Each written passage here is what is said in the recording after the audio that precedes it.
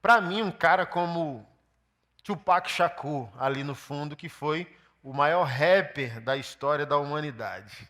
Foi, é e continuará sendo. Chore o quanto puder, não vai ter ninguém igual. Para mim, quando Jesus voltar, vai cobrar ele como pastor. Fala pessoal, sejam bem-vindos ao nosso canal. Mas antes de assistir esse vídeo, se inscreva no canal, ative as notificações e deixe seu like. Que Deus te abençoe grandemente. Bíblia no livro de Romanos, capítulo 5, deixa ela aberta. E hoje nós vamos começar uma série chamada de Graça Comum, até para dar a você fundamentos, porque se você segue seu pastor nas redes sociais, volta e meia, ele posta algumas coisas assim que às vezes nem você tem resposta, porque talvez você está vindo de uma igreja, de um ambiente que não te ensinou esse aspecto da fé. E eu quero ministrar essa série para você entender seu pastor quando ele faz o que aparentemente não é evangélico nas redes sociais. Nossa, olha, aquele pastor postou o Renato Russo, misericórdia, não é de Deus, é o diabo na vida dele. Aí você, como também nunca aprendeu, fala.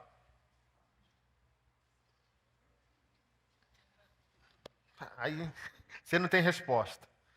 Não é para me defender, mas às vezes nem você tem argumento, nem você sabe do que se trata.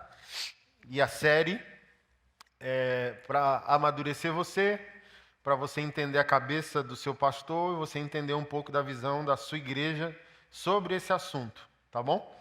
Graça comum é um termo teológico e ela faz conexão com aquilo que também a teologia chama de graça salvífica ou graça especial. A graça comum, como diz Wayne Grudem, isso aqui é trecho da teologia sistemática de Wayne Grudem, um teólogo norte-americano ainda vivo, um dos melhores que já existiu. Ele diz: a graça comum é a graça de Deus pelo qual ele dá às pessoas inumeráveis bênçãos que não fazem parte da salvação. Isso aqui é extremamente importante. Graça comum não faz parte das bênçãos da graça salvífica. Não são duas graças, é uma graça só, amém? Mas a conclusão é diferente. A conclusão da graça especial é a salvação em Cristo Jesus. A conclusão da graça comum é só Deus dizendo: o sol nasce sobre justos e injustos. Romanos 1. E vocês poderiam me glorificar só pelos sinais e aquilo que foi criado. Então, penso eu, não sou reformado, mas gosto de teologia reformada, sou pentecostal. Se eu não fosse da Vivo por Ti, seria de alguma assembleia por aí.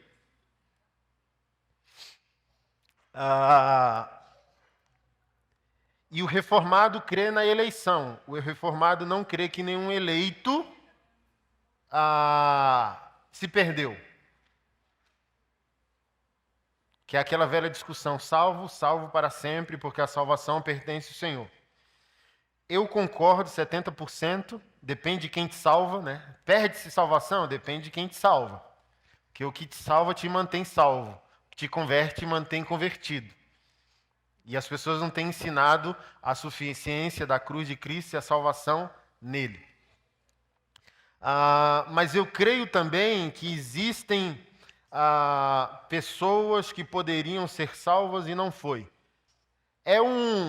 Teologicamente, entre calvinistas e arminianos, é uma briga ferrenha para discutir sobre a eleição, porque quem é eleito é chamado, e o chamado, segundo os reformados, é irresistível. Deus chama e não tem como o pecador resistir. A graça é irresistível. É um anzol na boca do peixe. Você pode lutar, mas Deus figou e vai pegar. Para o arminiano, como nós, na maioria,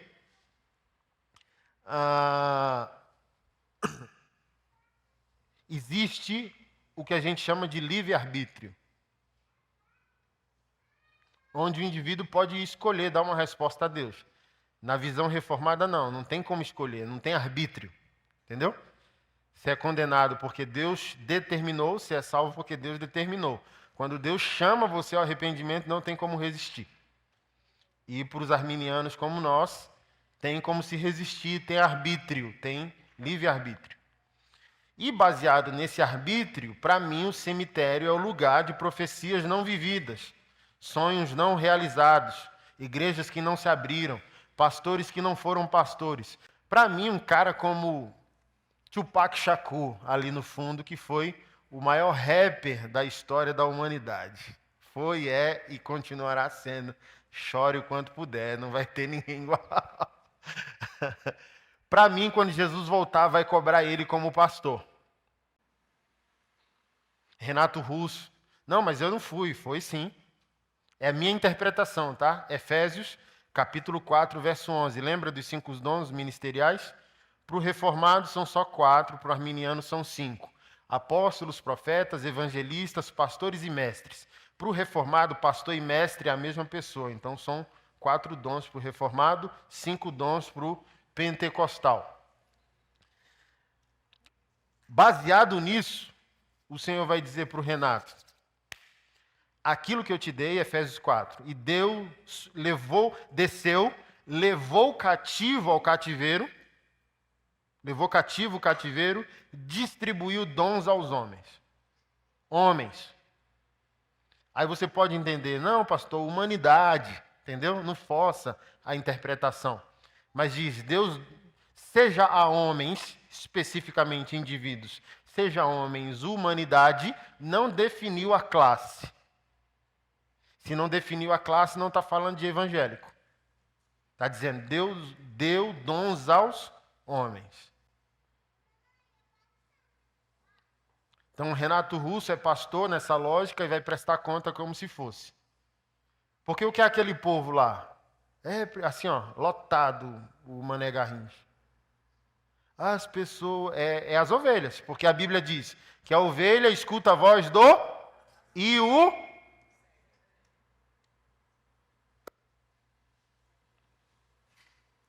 Então, todo aquele que chega num patamar artístico de conduzir o coração de um povo, seja em que sentido for, vida ou morte, destruição, promiscuidade, droga, é alguém que pode ser conectado aos 5 dons do ministério. É um evangelista. Eu fui assistir lá o Bohemian Rhapsody do Queen. Aí passou uma cena, na hora que passou uma cena, a Keila olhou. Aí falou, eu sabia que você estava chorando nesse exato momento. Aí eu falei, é bom, né, ser casado com a pessoa certa, que sabe o ritmo do teu coração, né? Eu chorei na hora que aquela que foi a namorada, a noiva e seria a esposa, mas nesse intervalo ele entendeu que primeiro era bissexual, que depois era homossexual, aí eles viraram amigos. Lembra dessa parte, quem assistiu? Aí essa perguntou, o que você sente quando você está diante do seu público? Aí ele respondeu, mesmo que eu quisesse desafinar, eu não conseguiria, porque naquele exato momento eu estou fazendo o que eu fui criado para ser. Aí eu, isso é evangelho. Mas a religião não vê que ele vai prestar conta como um apóstolo, porque ele está um nível acima do Renato, entendeu? Renato é só pastorzinho, assim, ó, cuida da tua igreja local. Agora, Fred Mercury irmão, eu ia falar quase um trem. Assim, ó, Fred Mercury é apóstolo, entendeu? Assim, ó, baixa a bola, Renato, bota todo mundo no bolso ali, chegou quase ao nível da perfeição artística. Chato. Olha só, antes nos últimos apresentações dele, ele descobriu que estava com HIV. Falou para a banda e foi para o estádio se apresentar lá no Live Aid. Cara, aquilo para mim mexeu tanto comigo que qualquer um de nós, diante de uma situação dessa, que iria se matar, se vitimizar, ai de mim, e ele falou bem assim, não tenham dó de mim, até me arrepio, ó. Assim, ó, é consequência da minha vida, consequência da minha escolha. E fez o melhor show da vida do cara, horas depois que soube o diagnóstico, que era soro positivo. Imagina, é o meu clamor a Deus. Imagina, e eu espero que você amadureça com as pregações dessa série, no mínimo, para você se tornar uma pessoa mais capaz de fazer conexões ao invés de fazer muros. Se a graça comum é Deus no artista que não se converteu, eu acho que para você cristão ficaria muito mais fácil de evangelizar. Porque não haveria muro. Você chegaria com a boa nova. Ei, você sabia que na nossa teologia o que você faz já é Deus na sua vida? Hã? Senta aqui. E ó. Porque uma coisa é certa. Artista ama filosofar, sim ou não? Domingo que vem eu vou falar de Justino Mártir, um dos pais da igreja. Foi ele que criou teologicamente o que a gente chama na teologia de logos seminal, palavra germinadora. E ele fez conexão com a filosofia no século I ali, dizendo: toda verdade é a verdade de Deus, esteja ela onde estiver. Então você pega alguém que não nasceu de novo, Nietzsche. Vai ter séries aqui que eu vou falar de Nietzsche. Você fala: ai meu Deus, o filósofo que disse que Deus está morto. Você vai sair daqui crente, vai descobrir porque ele disse que Deus estava morto. É o que eu falei domingo aqui na igreja, irmão. Ou se você congrega aqui, ou você converte, ou você infarta. Eu não estou aqui para facilitar a sua vida, não estou aqui para ser babá espiritual, estou aqui para levantar o nível, tá bom? Estou aqui para ser um crente maduro. E se você entendesse o que você vai aprender nessa série, você aprenderia a fazer menos muros e mais pontes. Porque um dia eu chorei na presença de Deus: Senhor, se eu soubesse o que sei hoje, vivesse na época do Renato, e o Senhor me desse a oportunidade, talvez poderia ter sido diferente. E chorando, dizendo: me dá a oportunidade de novos Renatos não morrerem. Mas qual é o nosso problema como povo evangélico? A gente não tem a mente expandida. Assim, ó, me perdoe. E aqui eu não estou falando de nós sem falar de mim mesmo. Ó, perguntaram para o pastor Paulo Borges Júnior: por que a igreja deu errado com a política? Ele diz: oxi, deu errado foi em tudo, senhor. Não deu errado na política, deu errado o casamento, deu errado o caráter, deu errado o dinheiro. A política é o último estágio de um povo desviado, de um povo que não sabe viver, de um povo que não sabe refletir, de um povo que não sabe criar, de um povo que não sabe ousar. Porque se nós entendêssemos o que vai ser ensinado, irmão, estávamos por aí julgando que toda mesa de trabalho é uma mesa digna de se trabalhar. Que a gente não precisa converter as esferas e tornar as esferas gospel. Não é necessário. Porque podemos falar de Jesus sem estarmos falando dele. Olha que boa notícia. Mas a religião não permite, tem que ter assim, ó, Xeramanaias decanta, tem que ter varão, tem que ter aleluia, tem que ter louvado seja o Senhor. C.S. Lewis diz: se Deus está se agradando do trabalho, o trabalho pode se agradar em si mesmo. Só tem que ser bem feito. E não pode destruir a dignidade do ser humano. Já está louvando Deus. Mas não entra na nossa cabeça. Por isso que deu tudo errado. Aí, o povo que deveria estar fazendo música sem falar Jesus, mas com Jesus, vieram tudo dentro da igreja. Eu não sei se aqui tem algum pastor, mas para levar uma banda na sua igreja, você tem que vender um filho ou um rim. Porque, amém, não estão no mundo. Vieram para a igreja e fizeram da igreja o mundo. Cada um tem um assessor. Se você não sabe, eu vou quebrar a poesia agora. Todo mundo que você canta gospel, ó, todo mundo tem um assessor, um CNPJ e não vai se não pagar. E já aconteceu comigo. Anderson Silva, que você acha que é famoso. Eu estou aqui no aeroporto, se não botar meu dinheiro no próximo minuto, eu não subo na aeronave. Gospel, aleluia. Que vai vir aqui e vai cantar para nós e a gente vai dizer aleluia. Mas não é evangelho. E por que deu errado? Olha, não pode cantar no mundo, os pastores disseram. Ok. Aí não foram tocar no mundo, mas vieram e trouxeram o padrão do mundo para dentro da igreja. Já não é mais louvor, é comércio. Que se não tiver dinheiro, não tem louvor. Aí teve um que eu perdi a paz, dizendo assim...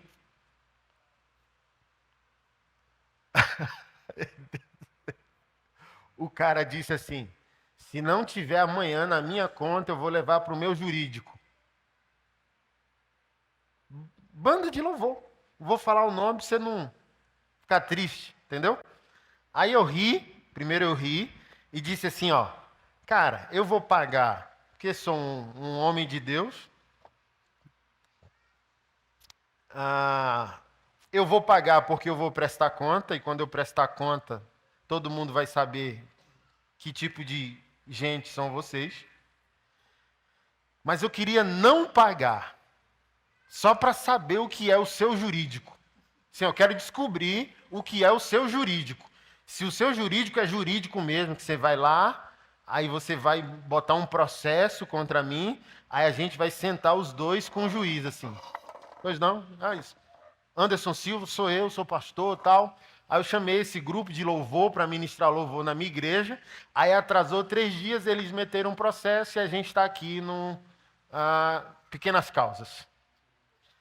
Mas, seu juiz, eu queria entender eles, por favor, pergunta para eles, do que eu estou sendo processado de um produto que não existe. A mercadoria pela qual eu estou sendo processada não existe. Eles estão me processando pelo tempo de adoração que eles deram a Deus em cima de um altar.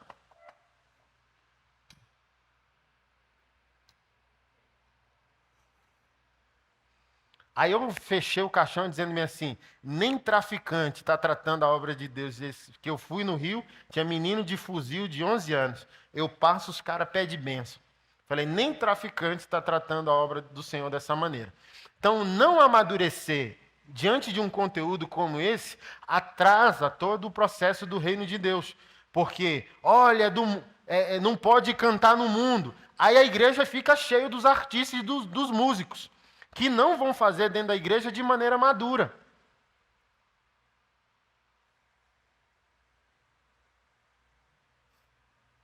Você está entendendo? Está um pouco confuso o que eu estou falando. Então, se nós amadurecêssemos, estaríamos trabalhando. Eu gosto muito de... Não sei se sua cabeça funciona assim. Aí você está dentro do carro ouvindo uma música e se... Meu Deus, eu estava ouvindo Led Zeppelin voltando de Goiânia para cá. Aí eu falo, meu Deus, se essa banda fosse minha. Assim, ó, meu Deus, eu queria não ser pastor para eu ser, sei lá, ter uma banda e fazer a melhor banda do mundo sem falar Jesus. Assim, agora a gente vai entrevistar Led Zeppelin, a melhor banda do século XXI, onde o líder é o Anderson Silva, que nós ficamos sabendo que também é pastor. Nos conte um pouco sobre isso. Aí eu... Imagina, entendeu? Imagina nós, olha, o melhor cientista, o melhor artista, o melhor pintor, o melhor guitarrista, o melhor baterista, o melhor poeta, o melhor escritor. É o fulano. E nós descobrimos que o fulano é cristão. Nos fale mais sobre isso. É disso que eu estou falando. Está entendendo? Mas nós não celebramos isso. Porque toda a nossa produção tem que ter um delamanaias, canta, nébias, que o mundo não entende. E a gente fica perdido dentro da nossa gospelfera.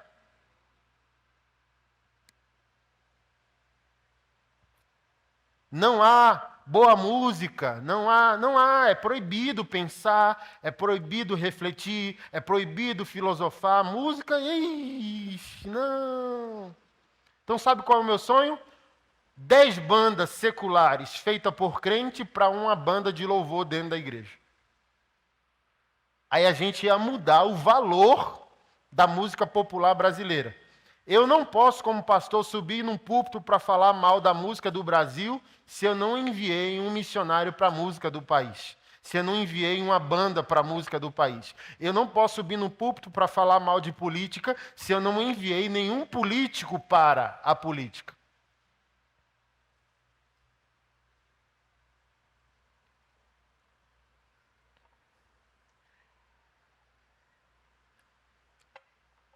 Então, o que eu quero compartilhar com você sobre graça comum é a possibilidade de você entender que você pode trabalhar numa mesa de trabalho, qualquer mesa de trabalho, que não seja uma desonra ao ser humano.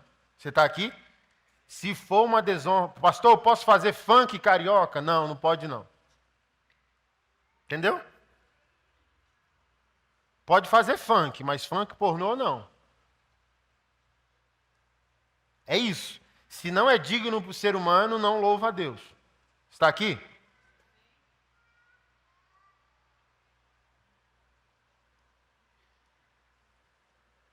Aí a gente fica com aquela desculpa que o diabo era maestro. Onde sou? Que o diabo era maestro do quê, moço? Assim, ó, se é para falar não, tem que ser um não coerente, entendeu? Não, porque é difícil para o músico. Não é difícil para quem? É difícil para todo mundo. Em qualquer ambiente, qualquer mesa de trabalho. O mundo nos perturba, o mundo requer que nós desobedeçamos ao Senhor. E a graça comum faria com que a gente conecte a capacidade evangelística de um modo muito mais eficaz.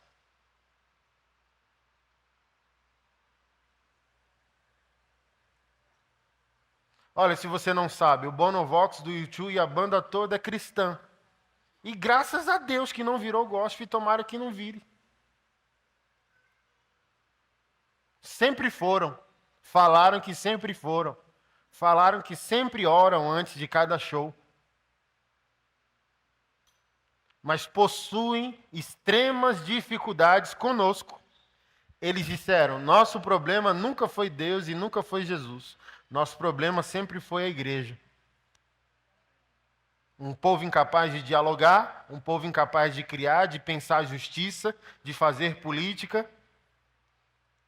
Quem convenceu o Bono um pouquinho de amar a igreja foi um pastor chamado Bill Hybels, pastor norte-americano. Vocalista do Dave Mustaine, vocalista da banda de heavy metal Megadeth, crente. A Nico McBride, baterista da banda Iron Maiden, crente.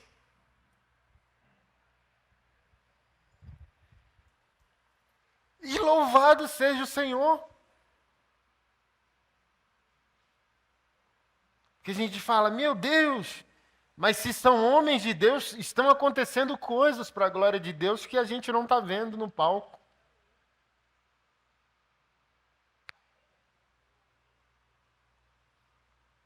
E é isso que deveria acontecer. O povo de Deus espalhado e misturado, influenciando a cidade.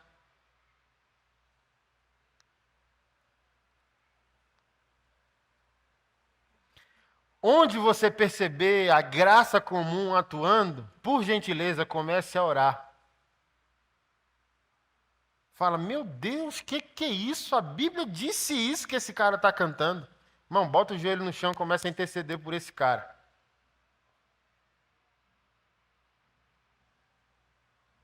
Porque, baseado na graça comum, a graça especial pode ser estendida.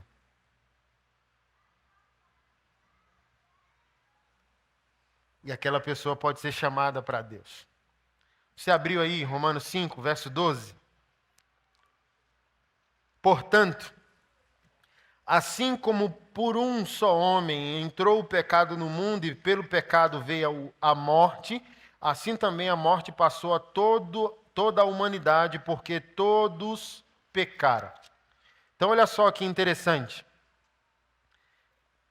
Quem é o artista? Franz Schaeffer, um grande teólogo e apologeta do século XX. Recomendo você ir atrás de todos os livros dele, mas a leitura é tão complexa quanto a leitura do C.S. Lewis. Tem que ler de novo, até conseguir mastigar. Ele falou que, por vezes, o profeta é o poeta e o artista é o profeta moderno. Deus vai falar através de gente morta o que gente viva no espírito não está falando. Você está aqui? Por quê? Porque o mundo foi criado e o mundo caiu. E vai haver uma redenção final. Então aqui está o início do mundo, copo com água, e aqui está o fim do mundo, copo com café. Aqui é o artista, ou o poeta, ou o disruptivo, o incomodado, o inconformado. Aquele que tem fome e sede de justiça, mas não é crente. Entendeu? Ele está aqui. Ou ele canta e reclama, ou ele canta poeticamente que existe uma mente sábia que deu beleza a todo o universo, ou ele reclama que está tudo fora de ordem. Aí vem o rock and roll, vem o punk rock, vem o rap, denúncia. Não está como poderia ser, não está como deveria ser. Mas eles não sabem. Eclesiastes disse que o Senhor comunicou a eternidade ao coração do homem, mesmo que o homem não tenha consciência disso.